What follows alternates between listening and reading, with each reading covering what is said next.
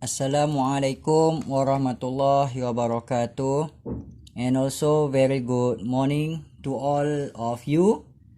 Alright, my student. Okay, we do not waste any time. We are need to go further on our lesson. Our next lesson here is about the light dependent reaction. So masih lagi ingat ya semua pelajar bahawa light dependent reaction ini adalah satu stage penting yang berlaku dekat thylakoid membrane. Berlaku di thylakoid membrane, dan apakah fungsi utama light dependent reaction ini? Light dependent reaction ini akan convert light energy kepada chemical energy, dan chemical energy itu kita perlu jelaskan ia berbentuk ATP dan juga NADPH. So how does light dependent reaction ni generate ATP dan NADPH? Dalam penghasilan ATP dan juga NADPH, dia melibatkan penggunaan fosfat. Maka dia melibatkan dua stage yang dinamakan sebagai non-cyclic photophosphorylation, dan yang kedua adalah cyclic photophosphorylation. Perkataan phosphorylation ini adalah satu perkataan yang melibatkan satu proses, iaitu addition of the phosphate group, pertambahan phosphate group. Dan pertambahan phosphate group ini berlaku dengan penggunaan tenaga cahaya. So dinamakan sebagai photophosphorylation. Pertambahan phosphate group ni adalah penting dalam penghasilan ATP. Masih lagi pelajar ingat tak ATP ni? ATP ni adalah satu molekul yang mempunyai tenaga yang sangat tinggi. Dan yang kedua adalah penghasilan tenaga dalam bentuk ATP. Juga dinamakan proses phosphorylation. Dan apabila dia melibatkan penggunaan tenaga cahaya, dipanggil sebagai photophosphorylation. Kali ini proses photophosphorylation ini berlaku secara bentuk kitaran. Dinamakan sebagai cyclic photophosphorylation. So, generation of ATP dan juga NADPH semasa light dependent reaction melibatkan dua keadaan. Yang pertama dipanggil sebagai non-cyclic photophosphorylation. Yang kedua adalah cyclic photophosphorylation. Pelajar masih ingat lagi kan yang kita ada sebut perkataan photosystem. Photosystem ini mempunyai satu reaction center complex yang dikelilingi oleh light harvesting complex. Dalam photosystem, actually ada dua photosystem yang saling bertindak balas antara satu sama lain. Sekiranya proses generation ATP dan juga NADPH ni melibatkan non-cyclic photophosphorylation, dia akan memerlukan kerjasama dua photosystem, iaitu photosystem number 2 dan juga photosystem number 1. Penulisan number 2 ni adalah secara Roman form. Sekiranya proses generation ATP dan juga NADPH ni berlaku secara cyclic photophosphorylation, dia hanya melibatkan satu photosystem sahaja, iaitu photosystem number 1. So faham ya pelajar ya? Untuk kita tengok hubung kait antara kesemua ini, mari kita lihat bagaimanakah berlakunya proses penghasilan ATP dan juga NADPH. Pelajaran kita pada kali ini melibatkan penghasilan ATP dan NADPH secara bukan cycle, iaitu non-cyclic photophosphorylation. Notekan kecil-kecil dekat non-cyclic photophosphorylation ini, kita sedang belajar bagaimana penghasilan ATP dan NADPH. So, tulis kat sini, production of NADPH and ATP. Kamu akan diminta untuk melukis satu rajah penting. Rajah ini menunjukkan hubung kait dua photosystem. Photosystem 2 dan juga photosystem 1. Photosystem 2 dan photosystem 1 ini berada di atas thylakoid membrane. Ini adalah photosystem 2. Di tengah-tengah ni adalah reaction center dan dikelilingi oleh light harvesting complex. Light harvesting complex ni adalah terdiri daripada antena pigment molekul. Reaction center ni masih ingat lagi kita ada special chlorophyll A. Cahaya strike dekat sini, water akan strike pada reaction center di tengah-tengah ini. Dalam photosystem 1, reaction center ni dinamakan sebagai P680. Di sini ada primary electron acceptor. Pergerakan elektron menuju ke sini naik kepada primary electron acceptor dan akan turun sepanjang ini. Sepanjang ini dinamakan sebagai electron transport chain. Ada 3 perkara dalam electron transport chain yang kita akan bincangkan nanti. Ini adalah photosystem number 1. Photosystem number 1 juga ada reaction center iaitu P700, P700. Ini P680, ini P700. Dikelilingi juga oleh light harvesting complex, di mana elektron akan naik ke atas primary electron acceptor dan akan turun melalui second ETC. Masih ingat lagi, ini first ETC, ini second ETC, dan akhirnya barulah melibatkan penghasilan NADPH. Mari kita lihat satu persatu dahulu. Apabila kamu menerangkan tentang non-cyclic photophosphorylation, pastikan kamu belajar dalam bentuk ayat yang lengkap ya.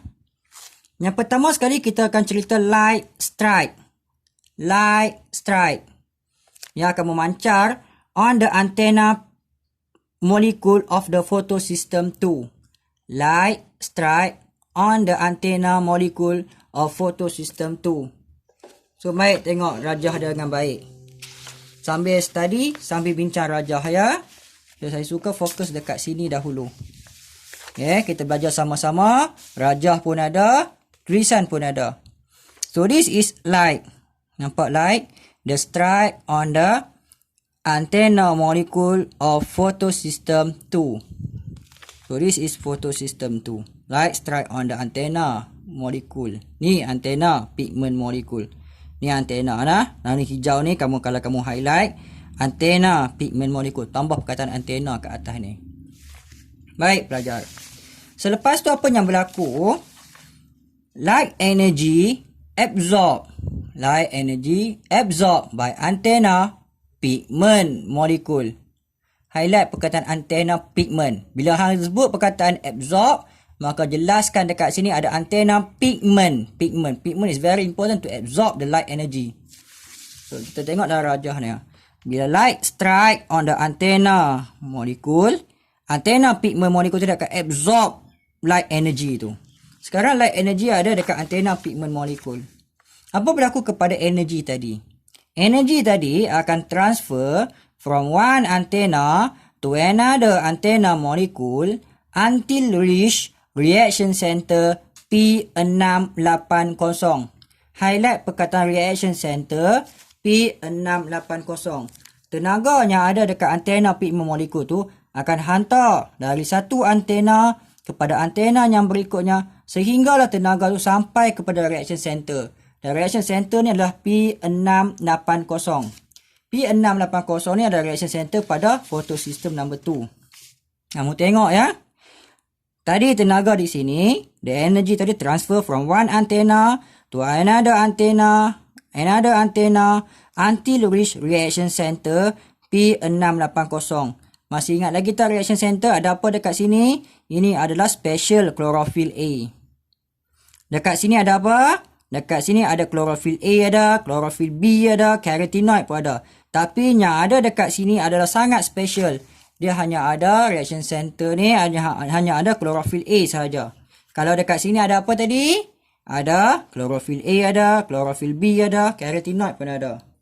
So apabila sampai dekat reaction center P680 pada photosystem number 2, apa yang berlaku pula? Elektron in the reaction center P680 excite. Saya harap kamu highlight kata excite. Excite ni teruja to the higher level. Nampak tak? Elektron ni yang ada dekat P680 ni excite kepada higher level. Excite dekat sini. So apabila elektron ni excite, dia akan captured photo excited elektron. Saya guna perkataan photo excited. Highlight perkataan photo excited. Elektron yang excite disebabkan tenaga cahaya ni akan captured by the primary electron acceptor. Kalau tulis macam ni saja salah. Kamu kena lengkapkan primary electron acceptor of photosystem 2. Ni, photo excited elektron ni, dia naik-naik, sepatutnya dia turun. Namun tak, dia naik-naik, dia ditangkap oleh primary electron acceptor. So dekat mana? Photosystem tu. Masih lagi kena huraikan. Jadi akan berlaku kehilangan elektron. So apabila dia excite, maka akan berlaku kehilangan elektron di sini. Apa yang berlaku pula? The loss of electron in the reaction center P680. Yang loss tadi ni perlu digantikan. Dia akan replace by the electron. Siapa yang ganti? Yang elektron yang ganti ni adalah elektron daripada water. Dia replace by the electron from photolysis of water. Water akan pecah dan water akan bekalkan elektron. So this is water. Water akan berlaku lysis di mana dipecahkan kepada hydrogen atom, oksigen dan juga elektron. So photolysis of water ni akan bekalkan dua elektron untuk menggantikan elektron yang hilang. Apa berlaku pada oksigen? Oksigen akan release as a byproduct. Baik.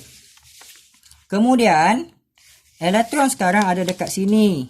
Dan air ni air akan bekalkan dua elektron untuk ganti elektron yang hilang ni. Dan akan mengeluarkan oksigen as a byproduct.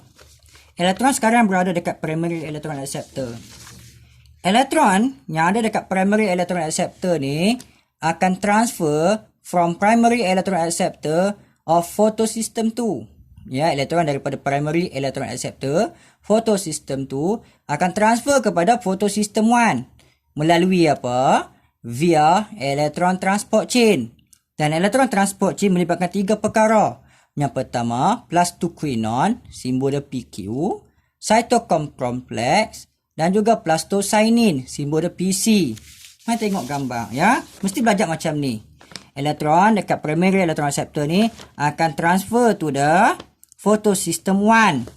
Okay, electron from the primary electron acceptor photosystem 2 transfer to photosystem 1 melalui electron transport chain yang terdiri daripada involve plus 2 quinone, cytochrome complex dan plastocyanin.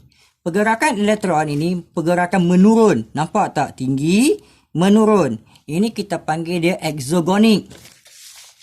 So exogonic fall of electron. So exogonic fall of electron via ETC, electron transport chain, akan release energy. Elektron yang turun ni akan membebaskan tenaga. Tapi tenaga ni bukan tenaga ATP ya. Dia akan bebaskan tenaga. Tenaga ni pula akan digunakan untuk synthesis of ATP by chemiosmosis. Sebab tu kamu nampak dekat sini akan keluarlah ATP. So kamu dah belajar hari ni non-cyclic photophosphorylation release ATP. Macam mana dia akan hasilkan NADPH? Kita akan bincangkan pada kelas kita akan datang. So dia akan release ATP ya. So pelajaran kita berhenti sampai sini dulu.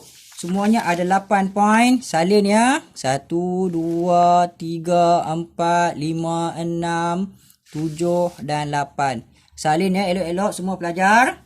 So I hope you dapat study dengan baik. Okay. Fahamkan dulu setiap sentence ni. Buat dalam bentuk ayat dan study bersama dengan diagram.